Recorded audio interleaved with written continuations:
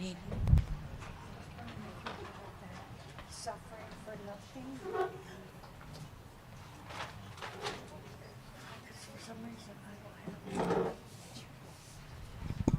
May we bow our heads and start with prayer, please.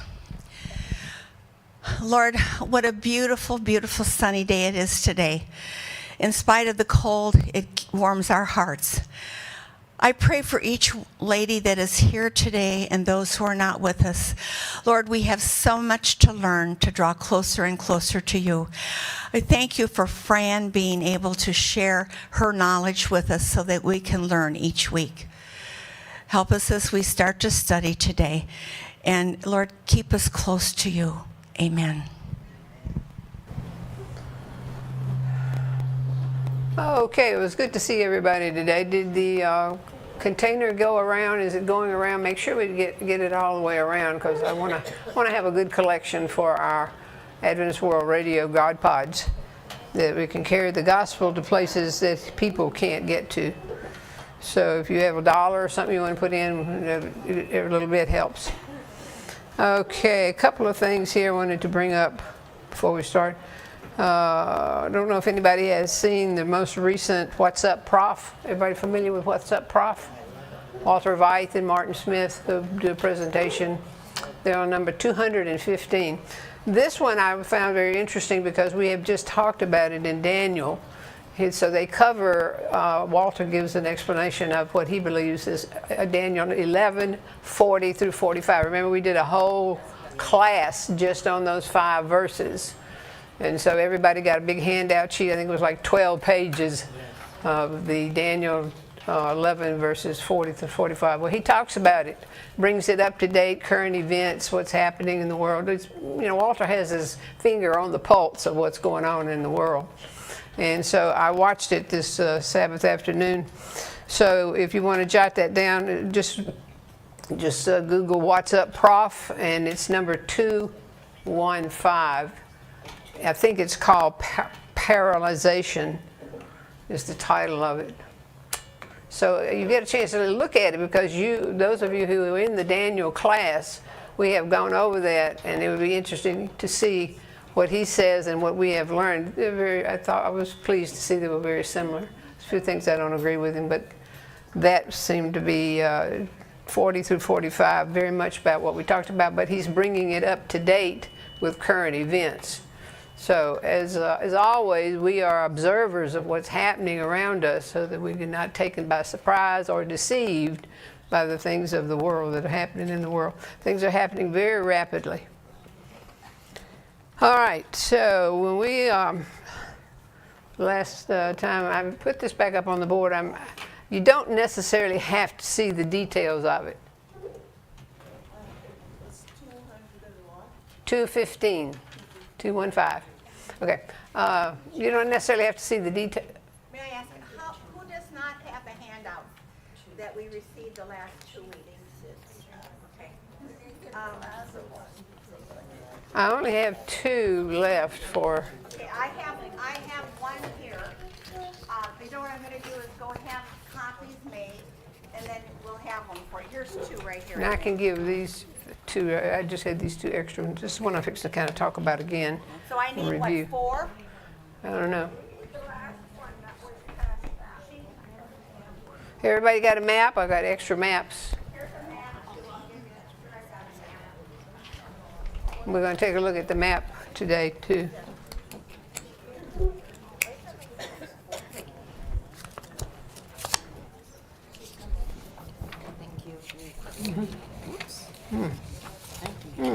Sorry. Oh, okay. Sure. Can you get? No, can you pass that back behind you? Yeah, but she needs one and Dawn needs one. Pass that one back there also. Everybody's got this. Kathy needs one.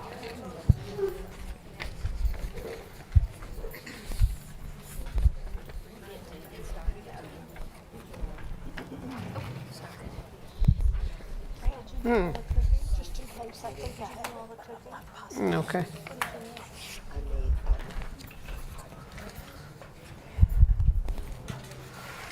Okay, well, back to whatever it was I was talking about. When I was listening to Pastor Medina Sabbath with his sermon, he talked about Israel and Syria and the little maid and the Naaman and all this back and forth stuff. And I got to thinking about it. You know, I don't think I'm very clear on these countries or these city-states. And I need to go back and kind of pull this together, because I know I'm having problems with it, and I study it all the time. I'm sure you probably haven't caught it either, but you may surprise me. So last time I gave you a handout about the tribes of Judah, the kingdom of Judah, the kingdom of Judah and Syria and Israel, and we went over those. If you have those. If you have those, I'd like to in a minute go over that. So locate that in your handouts. It says the kingdoms of Israel, Judah, and Samaria. That's the title. And then there's another page that says the kingdom of Judah and the province of Judah. And then it has a half a page that finishes off. So it's like 2.5 pages. I have some half pages, but I don't have the others. I have this is the back, or the third page. So, Joyce, did you say you needed one of those? Yeah. This was the one we messed up on last time, and I was reading away, and you didn't have the information. Yeah, and I think I took some for Marlene, so we three needed them. I think all three of us. I don't know if anybody else is in the same boat, but Yeah. we had to leave early. Right now, I don't have. Thank you. That's good. Yeah, I don't have those front pages. I'll take one, Fred, please. Sure. Can I get one as well? Thank you, Fred. Oh, Thank you. okay. They were here when I left. This is the third page. You do have the first page, though, do you? The kingdom of. It says the kingdom of Israel. Okay. Thank you. Is that it?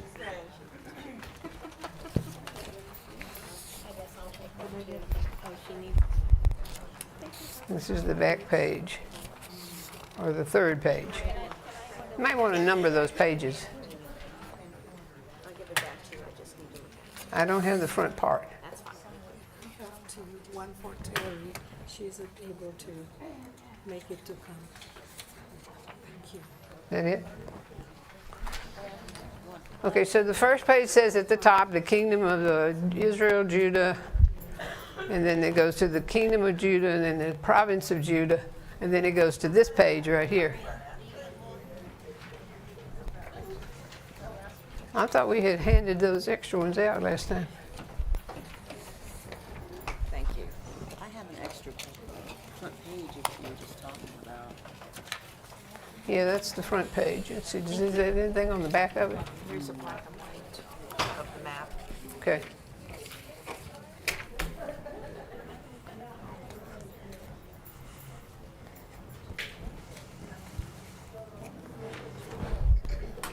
Okay, now, do everybody have the kingdoms of Israel, Judah, and Samaria?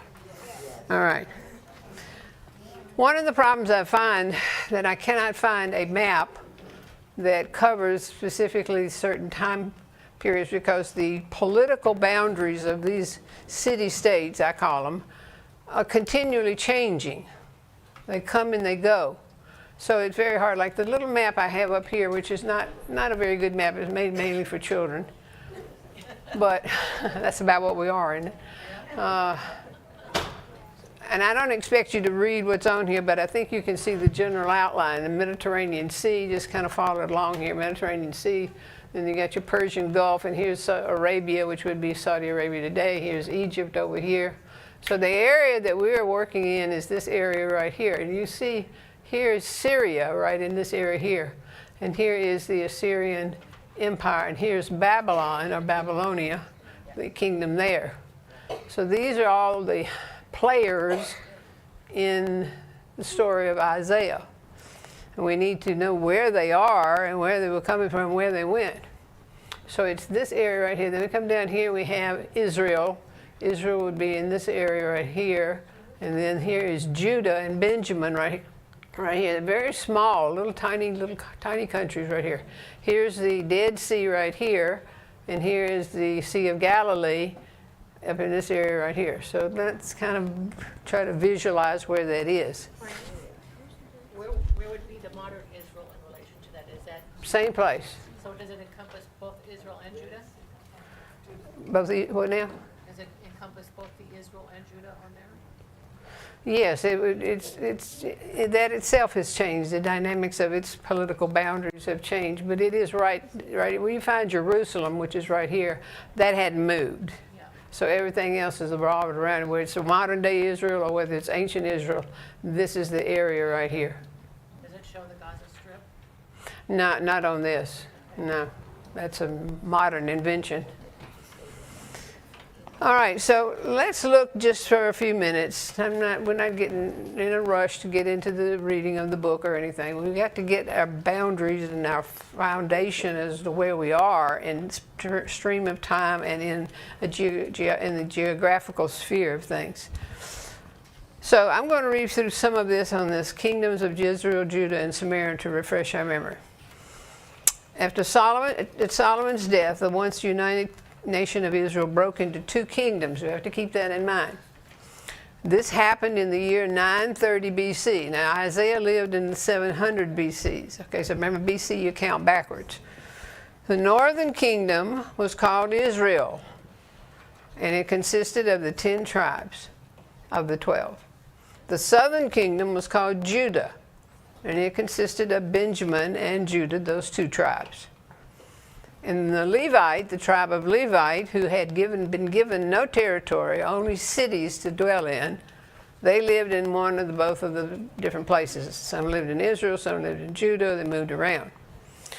When the northern kingdom was conquered by the Assyrians, and we're going to talk about the Assyrians in just a little bit. I got a handout on the Assyrians. Notice it was conquered in the year 722 BC. The 10 tribes that lived there in the northern kingdom were scattered throughout the Assyrian Empire and became lost to history.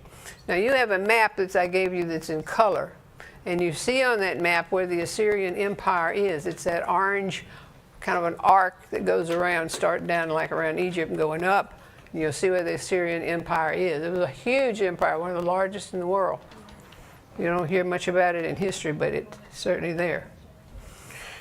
All right, so here the Assyrian Empire conquered northern tribes of Israel, and it took the Israelites and took them into captivity. And so what had been the northern tribe of the kingdom of Israel now became Samaria. All right, so Israel now gets the name Samaria. The capital city was called Samaria. So when the Bible talks about Samaria, it could be the city, it could be the country around it. And then notice there's a few little details about Samaria. It was built 6 miles from Shechem. Now Shechem was where Jacob originally camped when he came into the land of Canaan. And it was on a hill about 1,400 feet above the Mediterranean Sea, so it was kind of on a high place. And it was surrounded by rich fields of olive trees and grain fields. So it was a productive area. After the 10 tribes of Israel were carried away, they were replaced by people from Babylon, Syria, and Upper Mesopotamia. So the Assyrian Empire moved people like in great waves of migration, as like we see at the southern border of our country. Groups of people moving in to what at one time was where Israel was. These people brought their own religion, and they mixed it with the remaining Israelites. So not all the Israelites were sent away. Usually they left the women and the children and the old people. They adopted the religion of Yahweh, which is the religion of Judah. Even though the Samaritans were worshiping the God of the Jews in the kingdom of Judah regarded the Samaritan religion as impure. And this is where we get this hatred between the Jews the people in Judah and the Samaritan people. When Jesus was living there, and there, remember the woman at the well. Why do you, a Jew, speak to me, a Samaritan? We don't have anything to do with each other. So that hatred, that racial prejudice was still, and religious prejudice was still very much in play during Jesus' time. Also, Jesus uses the story of the Good Samaritan, because the Jews so hated the Samaritans they couldn't possibly do anything good. And he uses this story to show that God is no respecter of persons. So, okay, next paragraph. When the Jews returned from the 70 years of captivity. Okay, remember the 70 years of captivity? Began in 605 BC. Babylon came in, conquered Judah, took them all the way over to Babylon. For 70 years, God told them they'd be in captivity. That's when Daniel was taken prisoner, and his friends, they were all taken prisoner to Babylon. And they began to, when they returned, they began to reestablish the religion that they had to leave as they went into Babylon. The Samaritans came down and offered to help them. But Zerubbabel and Jeshu and the other leaders of the Jews rejected this offer. Now you can find this in Ezra and Nehemiah. The small little books there all deal with this issue of rebuilding the city. Remember, they were to rebuild and restore Jerusalem, as the prophecy had said. They had learned their lesson in captivity of how dangerous it was to corrupt their religion. They wanted to isolate the Jewish people from any false religion, and as a result of this attitude, increasingly deepening hatred developed between the two nations. And so instead of coming back and being God's witnesses and ministering to those around them, they closed themselves off and drew boundaries around themselves and not let anybody else in.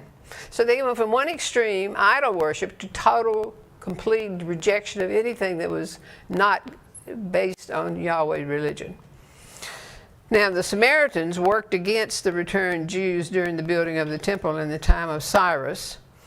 They made accusations against them during the reign of Ahasuerus, and they actively interfered by stopping the rebuilding by force of arms, burning the city gates of Jerusalem and destroying the walls that had been rebuilt. Again, in Ezra, you'll find the history of that effort to rebuild and restore Jerusalem. The hatred between the Jews and the Samaritans had not decreased by the time of Jesus. For this reason, most pilgrims traveling to Jerusalem from Galilee avoided passing through Samaria. The religion of the Samaritans did not differ much from that of the Jews in the time of Jesus. And he dialogues with the woman at the well about who worship. We worship here. Usually they were supposed to worship in Jerusalem, but we Samaritans, we worship here. So that issue is still burning at that time. The religion of the Samaritans did not differ much. They accepted the 5 books of Moses. They expected the Messiah to come. However, their religious beliefs were more liberal than the Orthodox Jews. Jewish Christians did not discriminate, and they accepted the Samaritans as equals, and you'll find that in Acts. All right, so that's kind of the history of the Samaritans. It's this amalgamation of peoples from different nations mixed in with the Jews, with their religion, and then this religious hatred between the groups that are just there from the next 700 years or so. All right, so then now we have the kingdom of Judah. Again, after Solomon's death, the 10 tribes broke away. And for about 345 years, they had 19 kings that ruled over them, all descended from David, plus one wicked queen. And they reigned over the southern kingdom. Repeatedly, there was war with the northern kingdom, and occasionally with invaders from foreign nations had to be met. During the last years of the kingdom of Judah under Ahaz, it became a vassal state of Assyria. Well, after the fall of the city of Samaria, now here's the demise of Samaria at this point, 722 BC. Samaria doesn't disappear, it just is removed from power. Judah's northern border was adjacent to the Assyrian province. During the next 100 years, Judah paid a heavy tribute to Assyria. And not doing so would have provoked the Assyrian invasion as the time it happened in Hezekiah's time. And his son Manasseh, the evil Manasseh, was carried into Babylon and imprisoned. So what happened is the Assyrian Empire did away with Syria and moved its boundary down right up against the boundary of the the kingdom of Judah right here. So this is now, at that period of time, this is under Assyrian control. See how things are just moving back and forth. This boundary moves, this boundary comes back. It's very hard to keep up with where they all are. And these are long periods of time, too. All right, so finishing off this particular section right here. At the same, all this is happening while meanwhile over here is rising Babylon. Babylon was a vassal state to Assyria at one time, but now Babylon will rise in power. And instead of God starting Daniel chapter 2, the great metal image, he doesn't start it with Assyria, he starts it with Babylon. I don't know if there's a particular reason for doing that, but Assyria was a far greater empire than Babylon was. Babylon rises in power, maybe it's because God said it was supposed to, and becomes the chief empire of that region a little bit later. Okay, so let me finish this part right here. And it says we've got, Babylon had risen in power, had overthrown the Assyrian Empire. Judah and the city of Jerusalem was captured 3 times by Babylon before being destroyed by Nebuchadnezzar in 605 BC. There's that date. That's a very important date. All right, so we've got during the 400 years. See, we as a country in America, we haven't even been around 400 years. But there are now 400 years of Judah's history. The worship of God was frequently accompanied by the worship of pagan gods. Although the country did not experience the depth of idolatry as found in the northern kingdom of Israel, Judah was practically a semi-pagan nation during the time of the kings. Now there were some good kings, Asa, Hezekiah, Josiah, who made an attempt to stamp out idol worship in the pagan cults, but these reforms were temporary and the people lapsed into paganism once more. And this was the chief reason for the nation's downfall and the chief reason for its captivity for the 70 years. Okay, so the kingdom of Judah is eventually just wiped out. There's no more kings. And this little, of course you can't see this thing, but this is the timelines of the kings of Israel. This top line is the kings of Israel, and these are the kings of Judah. You can see where they come all the way out to here until they become a province under Rome right out here. So Isaiah's time is right here. Right in the center, sort of, this 710 BC through there. And then these are the kings and how long they reigned. Like here's Manasseh. Manasseh reigned for 52 years. He was the most evil king they ever had, 52 years. It's like having Stalin for 52 years. Then we've got some other the kings here, very brief reigns, because they're just getting worse and worse and worse, and then they go into captivity. Okay, so now let's look at the province question. I have a question. Yes. I just want to clarify in my mind. So you're saying when Assyria took over the 10 tribes and scattered them, they were pretty much leaving Judah alone. Right, at that time. Judah was not attacked until Nebuchadnezzar, and that's when Daniel got taken away. Right. He was one of those 2 tribes. Yes, Thank you. correct. Okay, province of Judah. The Babylonian exile of Judah, now here it is again, 605 to 536. This is where they go into captivity into Babylon. This is when Daniel is taken into captivity. This ended the reign of the kings, and Judah became a province. First it was under Babylon. Now here comes the great image. Babylon, Medo-Persia, Greece, and Rome. Just exactly as it happened in history, so God prophesied through Daniel to Nebuchadnezzar. These are the kingdoms that are going to follow Babylon. Through the 70 years in captivity in Babylon, Judah retained its national identity. That's a critical point right there, because had they not, they would have been absorbed like the 10 tribes and disappeared into history. The 10 tribes are gone. They've intermarried, intermingled with other peoples, and they're gone. But these two remain. Has to be one because the Messiah has to come from the tribe of Judah. So God has to preserve it in some way, and he does. All right, through the 70 years of captivity, Judah retained its national identity. And this was due to the leadership of men of strong national and spiritual consciousness like Jeremiah, Daniel, and Ezekiel. When Cyrus, the Persian king, gave his permission to the Jews to return to their homeland, about 50,000 of them prepared to leave Babylon to go back to Judah.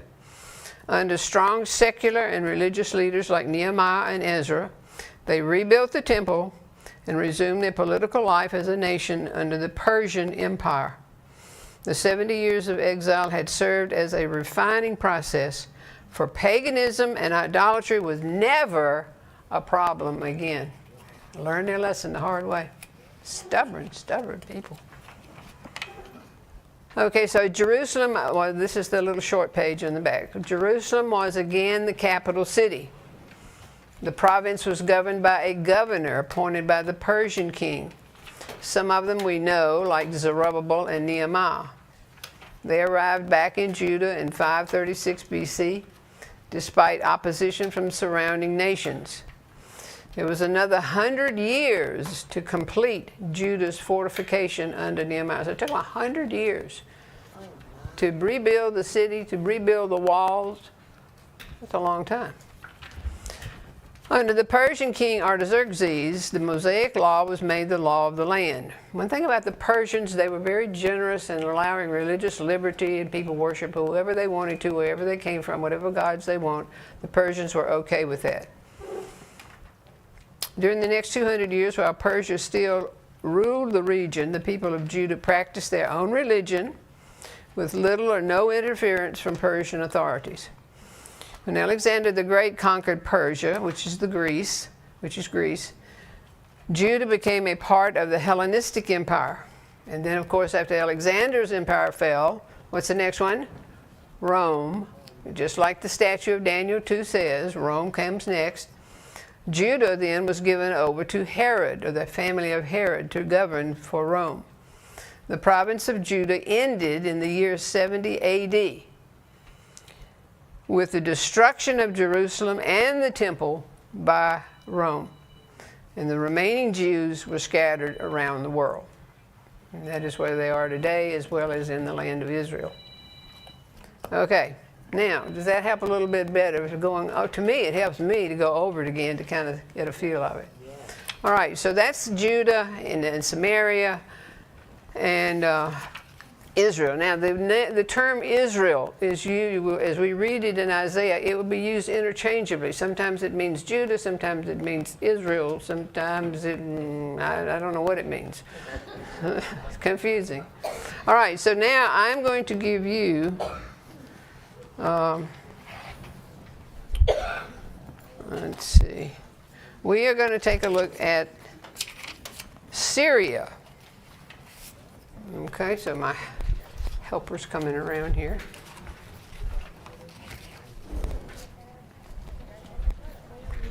Let's see, we'll start some of these over here for y'all. Syria or Assyria?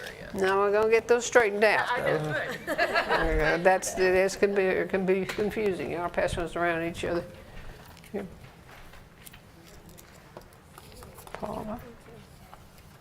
Steph. Okay. Might want to put the date on these things when you get them so they don't. I've been trying to keep up with that myself.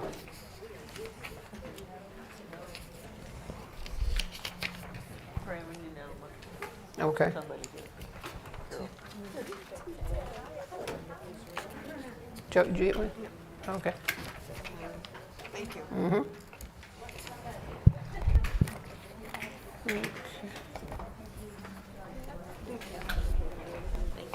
Okay. Is today the 10th? May I have two? Two. Terry asked me to.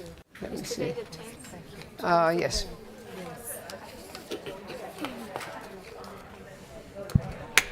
Okay, does everybody have one? Good. We're going to need one right here. There you go. Thank you, Fran. All right. All right, now on the map, on this particular map, here is Syria right here. In this area right here, right above Israel. And then it shares a political boundary with Assyria, which we're going to talk about. I'm going to give you a handout on Assyria in just a minute, because people get those confused. I get them confused. So we want to make sure we understand them. So right now we're talking about this place right here.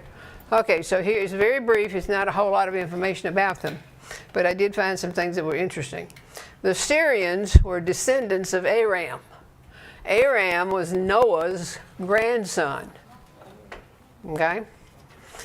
Their name was actually Aram. It wasn't Syria, it was Aram. But it's translated by the Bible translators into the word Syria.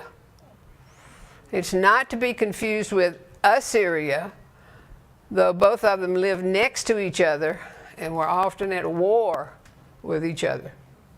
Syria, or Aram, never formed a great kingdom, but they organized numerous city-states. The largest and the strongest is Damascus. I know everybody's heard of Damascus.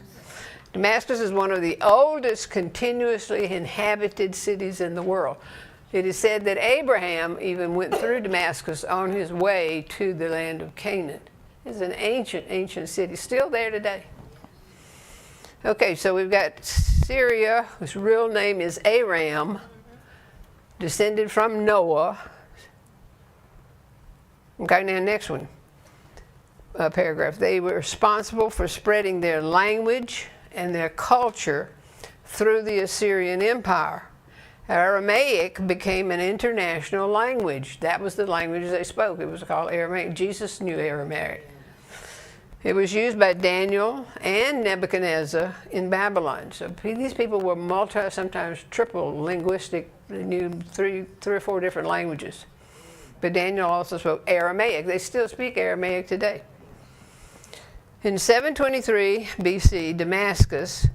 Now Damascus is also used for Syria. It'll say Damascus when it's talking about Syria.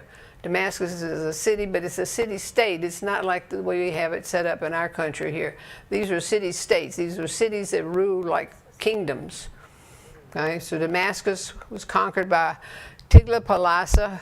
He was a Syrian king, a well-known one, who made it into an Assyrian province. In the end, Syria became the cultural victory over the Assyrians. So they were defeated militarily, but actually they influenced the Assyrian empire with their language and with their culture until it was kind of like a universal language that English today. Everybody in the world has to know English today. You can't get by.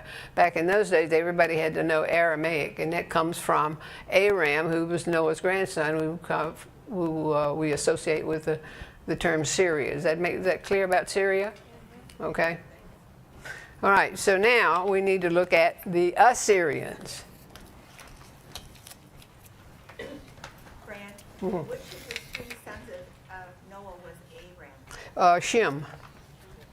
Remember Shem, Ham, and Japheth? It was Shem. Shem is Aram's father. Yes, that would be right. Mm-hmm. Noah's grandson, Shem's son.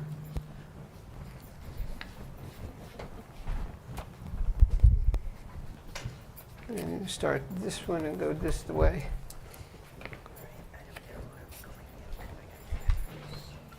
Okay, Julia, start that one and go that way.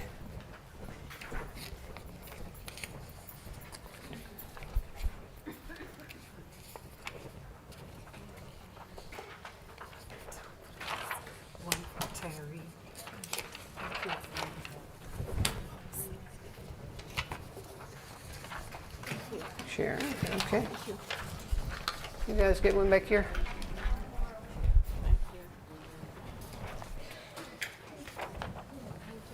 Okay. All right.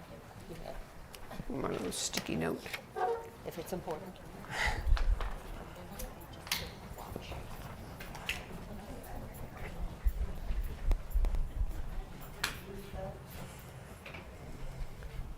Now, on this one, you might want to just lay your colored map out, because now we are on the Assyrian Empire.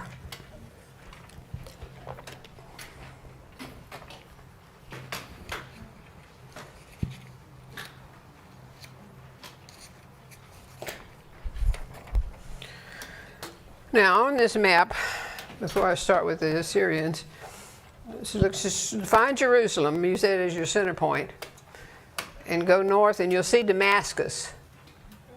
Everybody see it? So you know the land around that area, Damascus, that's Syria, but it doesn't show it on this map because Syria is gone. It's been taken over by the Assyrian Empire. But there's where Damascus was located. And then when you see Jerusalem, you see some of the other things, tribes or countries or city-states that are mentioned. Edom, Moab, Judah. There's 3 of them right there in the circle, of it's kind of a greenish circle. That circle tells us that these are countries and people that pay tribute to the Assyrians. And you'll notice that the Assyrian Empire runs all the way up, coming down, following the Tigris and Euphrates rivers, heading toward the Persian Gulf. It comes right down through Babylon. And that does, you can see where Babylon is right there. You also see where Ur is, which is the home of Abraham. Ancient place. All along the Tigris-Euphrates River. Most civilizations grew up by rivers because rivers were transportation. It was also food. It was also ways to water their crops so they raise food for the community. All right, so hold on to that. All right, here we go to see. Where's my Assyrian? So they don't call it Syria anymore, they call it Assyria? No, it's just modern day Syria is there. It's been in the news recently, you know. Modern day Syria is still right where it was always. I can't explain all of the changes because I can't find maps or anything that show, say every 100 years it may change. Well, they talk about Syria all the time. They do. Yeah, it's serious, and it's a modern country today. They've just overthrown that horrible dictator Assad, but it is the same place. It's the same name. Damascus is still there. I think Aleppo is one of their more modern cities. I'm not sure if Damascus is the capital or Aleppo is the capital. I wasn't sure about that. But it's a constant flux, changing, the boundaries changing, going back and forth. Hard to keep up with them. Okay, well, let's look at this. These are the ancient Assyrians that we're going to be talking about. Assyria began its rise to power from the region around the upper Tigris River in Mesopotamia. So you just looked at that on your map. You can see where that is. The upper Tigris would be up toward the top of the arc of the map. Okay. You see where it says Carchemish, and you see Nineveh. Everybody's familiar with Nineveh because we know Jonah went to Nineveh. Well, that's part of the Assyrian. That was one of the capitals at one time. Okay, so it went up around the Tigris River in Mesopotamia. Its homeland extended for 80 miles. In other words, this is the river, and 80 miles out from the river was the territory. You couldn't go too far because there were mountains, there was a desert, there was the Mediterranean Sea, so they were kind of caught within about an 80-mile distance on the sides of the river, and that's why it's just a thin red arc going around there. To the west was desert. Agricultural land lay between the river, and the east was dominated by the mountains. This area was not fertile as southern Mesopotamia. Southern Mesopotamia would be where Babylon would be located. The scarcity of land may have been responsible for some of the national characteristics of the Assyrians. They were enterprising, commercial people, daring adventurers. They were brave warriors and talented organizers. And did I mention they were also ruthless and violent in warfare? They loved to skin people alive, things like that. They were horrible, just horrible people. They were rigidly disciplined, but they were cruel to other people. They were not scientific or literary minded like the Babylonians, but they were masterful at handling stone. They're Semites like the Babylonians and spoke a similar language. They used a similar cuneiform script as did the Babylonians. And by the first millennium BC, when Assyria came into contact with the Hebrews in Palestine and the land of Canaan, they had lost their racial purity from absorbing so many conquered people groups. The Assyrians worshipped many gods. Asher was the chief god, portrayed as a winged sun, guiding and protecting the king. Asher was first and foremost a war god, and hence every military campaign was an act of worship. Asher disappeared from the pantheon of gods when Assyria fell. Now, I should have said here, unlike Asher, I have Marduk, and unlike Marduk is Babylon. Unlike, I should say Asher of Babylon, Marduk remained the principal god of the Mesopotamian region. So those were the two powerful gods that the people believed in, particularly Marduk with the Babylonians. Assyria existed from 1800 BC to 609 BC. Notice that date's pretty close to when Nebuchadnezzar took Jerusalem. So the rise of Babylon is going forward. So growing from a city-state to an empire in the 7th century BC. The most famous appearance of Assyria in the pages of Scripture was its invasion of the northern kingdom of Israel and exiling of the 10 tribes into the land of Media in 721 BC. These tribes eventually disappeared from history. So on your map, if you look where that kind of a blobby looking purple part right there, you'll see it says Medes right there. This is the place where they took the 10 tribes and scattered them all out in this region here. And you can see how far away it would be from their original homeland. Probably 1,500 miles or so across there. So the land of the Medes. Let's see. Friend, the Assyrians descendants of Cain or one of the sons of Noah? You know? The Assyrians? The Assyrians. Well, the whole Semite group of those people over there came from him, from that. Japheth supposedly was from the European people came from Japheth. The African area of Africa was associated with Ham, and then Shem populated the whole region of what we call the Middle East today. That's my understanding of it. And Nimrod was... Well, he was one of the more powerful early rulers of that region in Babylon, Assyria, whatever it was at that time. To our knowledge, none of his descendants got on the ark, so he would have been wiped out. Right, they didn't get on the ark. All these people are coming from the line of Shem, who's the son of Noah, people of this Middle East region. And they group off in tribal groups after the fall of the Tower of Babel. The languages, everybody grouped together with whoever spoke their language. And so that's when you find these nation states growing up, people that associate with their languages. Okay, let me see, I lost my place where I was. Let's see.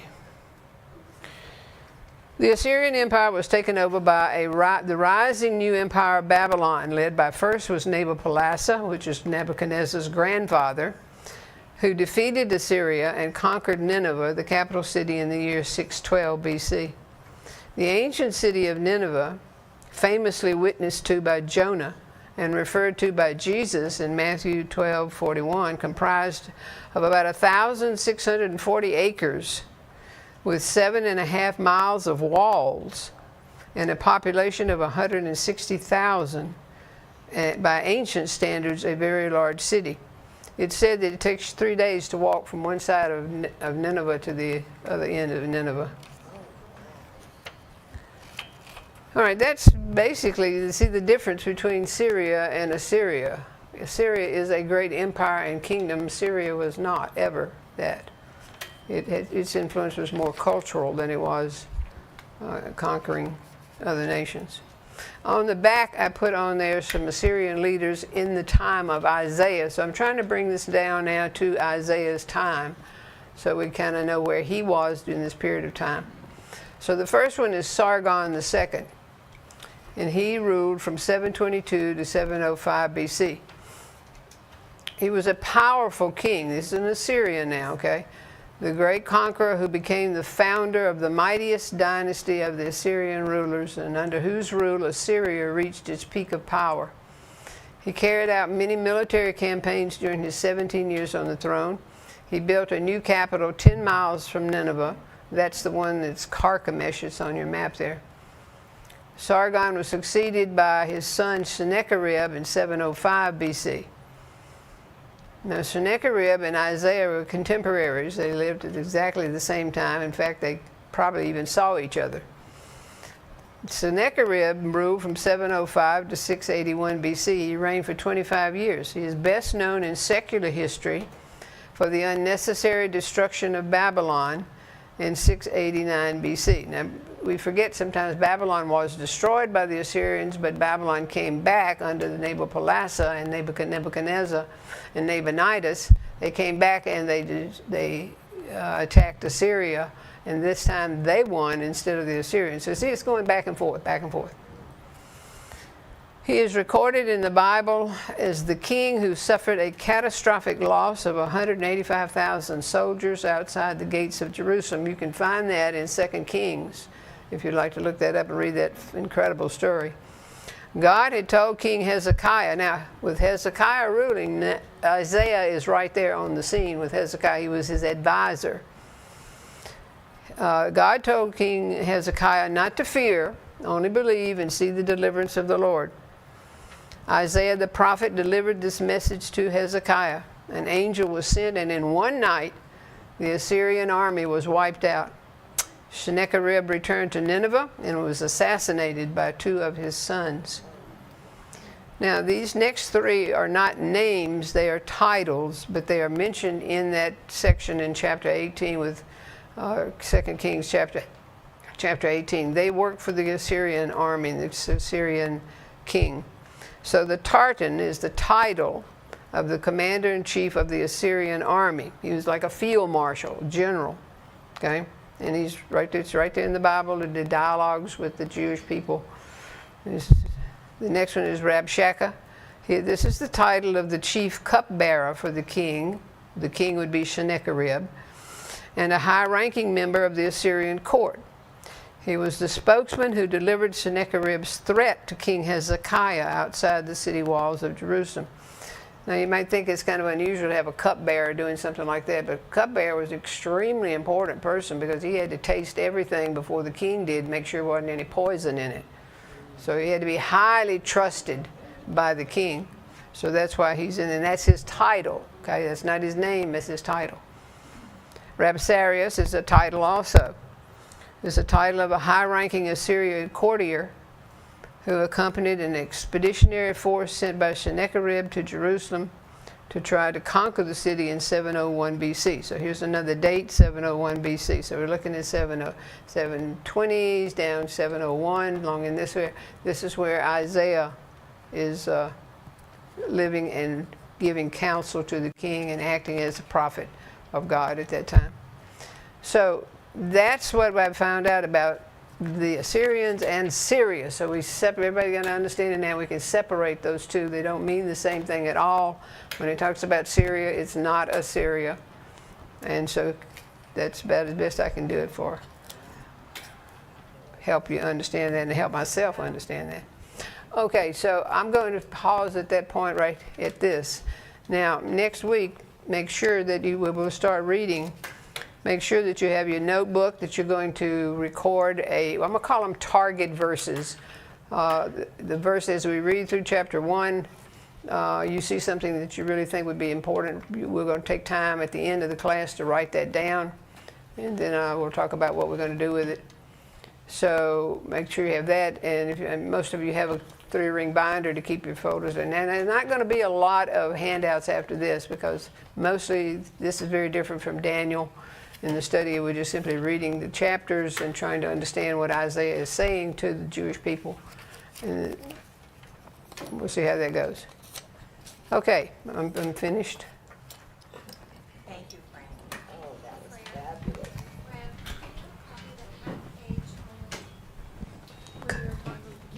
I didn't get that one. Kingdom of Judah. Let me see. It starts out with. Anybody have a prayer request?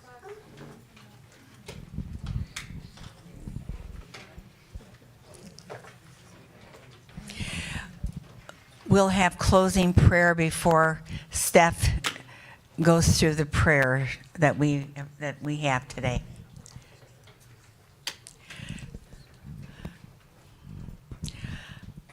Our dear Heavenly Father, again, we thank you for the knowledge that we're gaining from all the studies of Isaiah and those we've had before.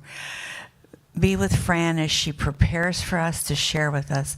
It means so much. And may we go back and compare her notes with the Bible verses so that it will be more clear to us as we go through that. I thank you for bringing so many here today, keeping them safe as they go home, and be with those who are not with us today. We praise your name for all that you do each